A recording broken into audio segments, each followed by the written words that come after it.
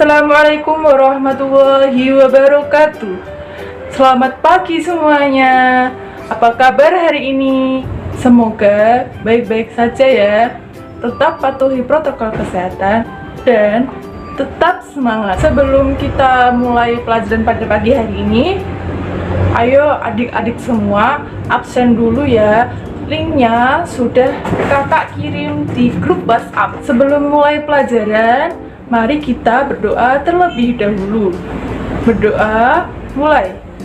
Bismillahirrahmanirrahim. Rabbi zidni ilma warzuqni fahma. Amin ya rabbal alamin. Agar lebih semangat lagi, mari kita nyanyi bersama.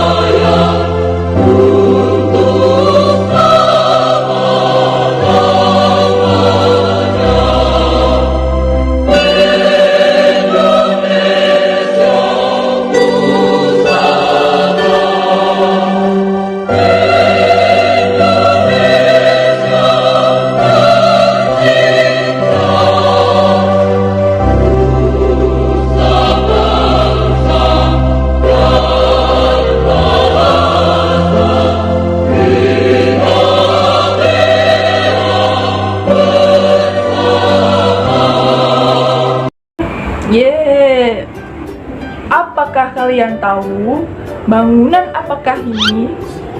Apakah kalian pernah ke sana? Ya, bangunan ini adalah Candi Borobudur. Bangunan ini bangunan sejarah Indonesia yang menjadi 7 keajaiban yang ada di dunia. Lalu, tahukah kamu pada masa siapa Candi Borobudur didirikan? Untuk mengetahui jawabannya, tonton videonya sampai selesai ya. Kerajaan Hindu, Buddha, dan Islam di Indonesia. Kelas 4, semester 1. Tema 5, pahlawan. Kompetensi dasar dan indikatornya sebagai berikut.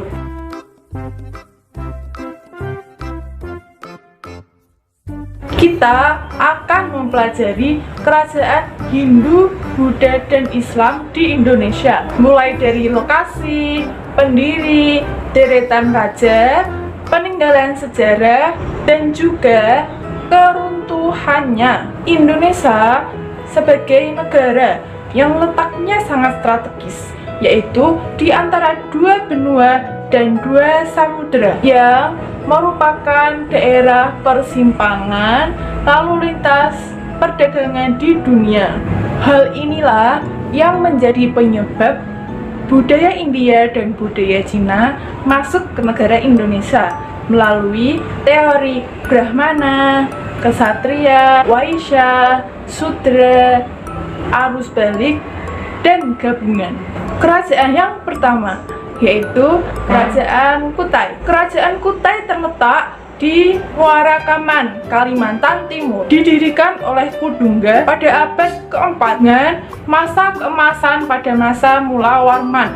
Adapun peninggalan Kerajaan Kutai antara lain Prasasti Yupa, Ketopong Sultan, Kalung Uncel, dan lain-lain. Kemunduran Kerajaan Kutai berakhir saat raja yang bernama Maharaja Dharmasatya terbunuh dalam peperangan Raja Kutai Kartanegara yang ke-8, yaitu Pangeran Sinumpanji Mandapa. Kerajaan yang kedua yaitu Kerajaan Tarumanegara. Kerajaan Tarumanegara terletak di Sungai Citarum, Kabupaten Lebak, Banten, yang didirikan oleh Jaya Singawarman pada tahun 358 Masehi dengan masa kejayaan pada Raja Purnawarman. Raja Purnawarman dijuluki sebagai Panji Segala Raja karena selalu memperhatikan kesejahteraan rakyat-rakyatnya. Sebagai wujud kecintaan rakyat kepada rajanya, telapak kakinya diabadikan dalam prasasti yang terkenal dengan prasasti Ciaritong. Berikut beberapa peninggalan kerajaan Tarumanegara, yaitu prasasti Kebun Kopi, prasasti Ciaritong, dan masih banyak yang lainnya. Runtuhnya kerajaan Tarumanegara diperkirakan sekitar abad ke-7 Masehi di bawah pimpinan Raja Tarusbawa. Kerajaan yang ketiga yaitu Kerajaan Singosari. Kerajaan Singosari terletak di Singosari, Malang, Jawa Timur, yang didirikan oleh Ken Arok tahun 1222 Masehi dengan Raja Kertanegara yang mencapai puncak kejayaan pada Kerajaan Singosari.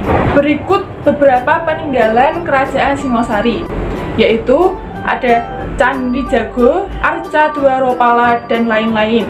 Ironisnya, penyebab runtuhnya Kerajaan Singosari terjadi pada masa kerajaan di bawah pimpinan Raja Kertanegara. Kerajaan yang keempat yaitu Kerajaan Majapahit. Kerajaan Majapahit terletak di Sungai Berantas, Mojokerto, Jawa Timur, dengan raja pertamanya Raja Wijaya pada tahun 1293 sampai 1309 Masehi dengan kejayaan pada masa Hayam Wuruk. Hayam Wuruk merupakan raja keempat pada Kerajaan Majapahit dengan patihnya yang bernama Gajah Mada. Kedua tokoh ini terkenal dengan sikap yang pantang menyerah, kuat, pemberani, gagah, dan bijaksana dalam memerintah Kerajaan Majapahit. Adapun peninggalan Kerajaan Majapahit yaitu Candi Tikus, Gapura Bajang Ratu, dan lainnya. Kerajaan ini runtuh akibat perang Pargreg, yaitu antara menantu dan anak laki-laki Hayam Wuruk pada tahun 1405 sampai 1406 Masehi, yang kemudian memunculkan Wikramawardhana sebagai pemenangnya dan Wirabumi ditangkap kemudian dipenggal. Kerajaan kelima yaitu Kerajaan Kalingga. Kerajaan Kalingga terletak di Jawa Tengah, didirikan oleh Wasumurti tahun 594 Masehi dengan kejayaan pada Ratu Sima. Adapun peninggalan Kerajaan Kalingga yaitu Prasasti Tukmas, Candi Angin, dan lain sebagainya. Kerajaan Kalingga atau Holin ini mengalami masa kemunduran karena kalah saing dengan Kerajaan Sriwijaya. Kerajaan yang keenam yaitu Kerajaan Sriwijaya. Kerajaan Sriwijaya terletak di Sungai Musi, Sumatera, didirikan oleh Dapuntahyang Srijaya Naga pada abad ke-7 dengan masa kejayaan pada masa Raja Balaputradewa. Pada masa pemerintahan Raja Balaputradewa, Sriwijaya mencapai puncak kejayaannya pada bidang ekonomi, pendidikan, maupun kebudayaannya. Balaputradewa berjuang membentuk armada laut yang kuat agar seluruh pelayarannya di wilayah Sriwijaya menjadi aman. Banyak pedagang yang merasa aman jika bersinggah di Sriwijaya. Peningkatan ekonomi diperoleh melalui pembayaran upeti, pajak, maupun keuntungan dari hasil perdagangan. Dengan demikian, Kerajaan Sriwijaya berkembang menjadi kerajaan yang besar dan makmur. Adapun peninggalan Kerajaan Sriwijaya antara lain Prasasti Kota Kapur, Prasasti Kedukan Bukit, dan lain sebagainya. Kemunduran Kerajaan Sriwijaya terhadap daerah kekuasaannya diakibatkan karena beberapa peperangan. Hal ini seperti serangan dari Jenderal Chola I, dinasti Chola di Coromandel, India pada tahun 1025 Masehi. Kerajaan yang ketujuh yaitu Kerajaan Mataram Kuno. Kerajaan Mataram Kuno terletak di Jawa Tengah dan kemudian dipindah ke Jawa Timur. Mataram Kuno merupakan sebutan untuk dua dinasti yaitu dinasti Sanjaya dan dinasti Shailendra. Dinasti Sanjaya yang bercorak Hindu didirikan oleh Sanjaya pada tahun 732 Masehi. Beberapa saat kemudian, dinasti Shailendra yang bercorak Buddha Mahayana yang didirikan oleh Banu pada tahun 752 Masehi. Kedua dinasti ini berkuasa berdampingan secara damai. Nama Mataram sendiri disebut pertama kali pada prasasti yang ditulis pada masa Balitung sebagai raja kejayaan pada Kerajaan Majapahit kuno. Adapun peninggalan Mataram kuno yaitu Candi Borobudur, Candi Prambanan, Candi Plausan, dan lain sebagainya. Kemunduran Kerajaan Mataram ini diakibatkan karena serangan mendadak dari kerajaan luar atas bantuan kerajaan Sriwijaya pada tahun 1016 Masehi, sehingga kerajaan Mataram kuno runtuh dan lahir kerajaan baru yaitu Erlangga, menantu raja terakhir sebagai rajanya. Kerajaan yang ke-8 yaitu Kerajaan Samudra Pasai. Kerajaan ini merupakan kerajaan Islam yang pertama di Indonesia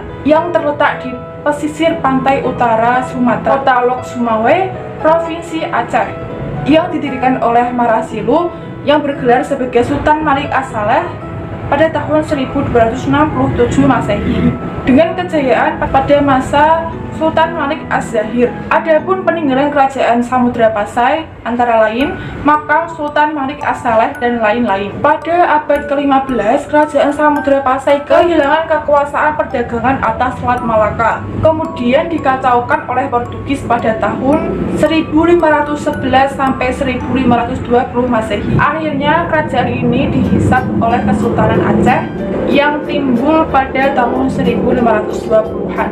Kerajaan yang ke-9 yaitu Kerajaan Aceh. Kerajaan Aceh terletak di Nanggroe, Aceh Darussalam, yang didirikan oleh Sultan Ali Mengguya Shah pada tahun 1496 Masehi dengan kejayaan pada masa Sultan Iskandar Muda. Kerajaan Aceh mencapai puncak kejayaannya pada masa kepemimpinan Sultan Iskandar Muda, yang mana daerah kekuasaannya semakin besar dan reputasi internasional sebagai pusat perdagangan dan pembelajaran tentang Islam. Beliau juga pernah melakukan serangan terhadap Portugis, tetapi serangan itu tidak berhasil. Meskipun begitu, Aceh tetap merupakan kerajaan yang merdeka. Nama Sultan Iskandar Muda diabadikan sebagai Bandar Udara Internasional Sultan Iskandar Muda di Aceh. Beliau dikenal sangat piawai dalam membangun masa pemerintahannya. Adapun peninggalan kerajaan Aceh antara lain Benteng Indra Patra dan lain-lain. Faktor yang menyebabkan keruntuhan kerajaan Aceh yaitu tidak adanya pengganti yang baik setelah Sultan Iskandar Muda. Faktor ekonomi yang semakin menurun dan muncul kerajaan Islam yang baru yang lebih baik lagi. Kerajaan yang ke-10 yaitu Kerajaan Goa Talo. Kerajaan ini terletak di Kabupaten Goa, Sulawesi Selatan, yang didirikan oleh Raja Goa yaitu Raja Tumanurung sekitar 1300 Masehi. Dengan masa kejayaan pada masa Sultan Hasanuddin. Oleh Belanda, Sultan Hasanuddin dijuluki sebagai ayam jantan dari timur atas kegigihan dan keberaniannya dalam menghadapi Belanda. Ia membela kepentingan kerajaannya dan membela kepentingan rakyatnya dengan gigih. Ia berusaha menegakkan kedaulatan dan memperluas wilayah kerajaan Goa Talo. Ia berhadapan dengan Arupalaka Raja Bone yang dibantu oleh Belanda. Sultan Hasanuddin dikenal dengan arif dan bijaksana. Karena perjuangan dan jasa-jasanya, nama Sultan Hasanuddin diabadikan sebagai nama jalan dan nama Universitas Sultan Hasanuddin di Makassar. Pemerintah bahkan menganugerahkan gelar pahlawan nasional untuk Sultan Hasanuddin. Setelah wafat, Sultan Hasanuddin dimakamkan di Komplek Pemakaman Raja-Raja. Komplek Pemakaman Raja-Raja merupakan peninggalan sejarah yang harus perlu dijaga kelestariannya. Komplek pemakaman ini dijadikan untuk objek pembelajaran sejarah bagi bangsa Indonesia. Adapun beberapa peninggalan kerajaan Goa Talo antara lain Benteng Fort Rotterdam dan lain-lain. Keruntuhan kerajaan ini diakibatkan oleh adu domba yang dilakukan oleh VOC antara Makassar dan Bone, sehingga Belanda menyerang dari laut dan Bone menyerang dari darat, sehingga memaksa Goa Talo untuk menandatangani Janjian Bongaya pada tahun 1667 Masehi. Nah, sekarang kalian tahu kan, Candi Borobudur didirikan pada masa kerajaan Mataram kuno yang bercorak Buddha Mahayana. Jangan pernah melupakan sejarah ya, karena sejarah merupakan identitas negara. Untuk link evaluasinya ada di link Google Form yang sudah kakak kirim di grup WhatsApp. Oke, semuanya sudah paham ya? Oke, mari kita tutup pelajaran hari ini dengan membaca surat Al-Asr. Bismillahirrahmanirrahim. wal asri innal insana lafi khusrin illa ladina amanu wa amilus sholihati wa tawassaw bil haqqi wa tawassaw bis sabr. Kakak akhiri, wassalamualaikum warahmatullahi wabarakatuh.